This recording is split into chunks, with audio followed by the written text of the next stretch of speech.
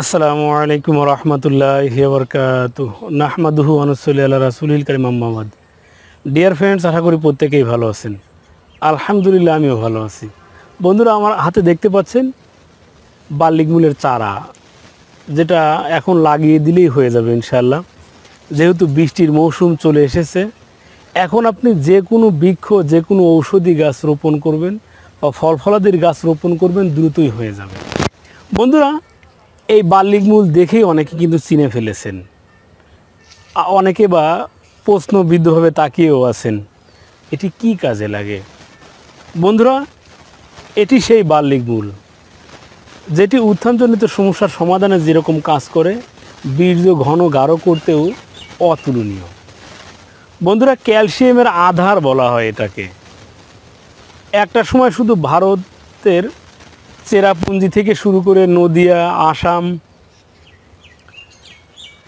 ভারতের পশ্চিমবঙ্গ এলাকাতে পর্যাপ্ত পরিমাণে এটি উৎপাদিত হতো।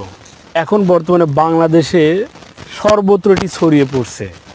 এটি নাটোর, সিরাজগঞ্জ, নাটোরের আশেপাশের জেলাতেও ব্যাপক ভিত্তিতে এটি চাষ করার চেষ্টা করা হচ্ছে।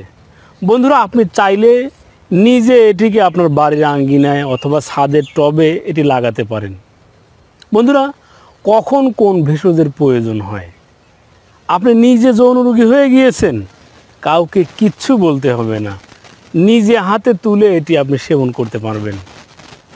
কখনো কোনো সময় আপনার কোনো বন্ধু আপনাকে কানে কানে বলবে আমার যৌন সমস্যা রয়েছে, উত্থান হয় না, একেবারেই শুক্র এতটাই তরল যে দ্রুত বীর্য ছিটকে বের হয়ে আসে, কাউকে সে বলতেও লজ্জা পাচ্ছে।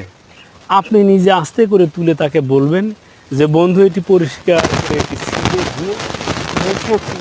এটি খাও, দেখবে তোমার বীর্য ঘন গাঢ় হবে এবং সহবাসে তুমি দীর্ঘ সময় পাবে।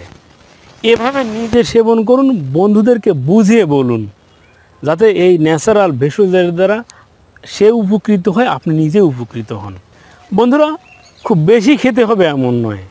সকালে আপনি খাওয়ার পরে একটি তুলে মুখে চিবিয়ে ভালোভাবে খেয়ে ফেললেন, আর রাত্রিতেও খাওয়ার পরে একটি পরিষ্কার করে ধুয়ে মুখে চিবিয়ে খেয়ে ফেললেন। এইভাবে নিয়মিত 1 মাস সেবনের ফলেই আপনার সমস্যা যত জটিল এবং কঠিন হোক না কেন, ইনশাল্লাহ সমাধান হবে। ধন্যবাদ সবাইকে।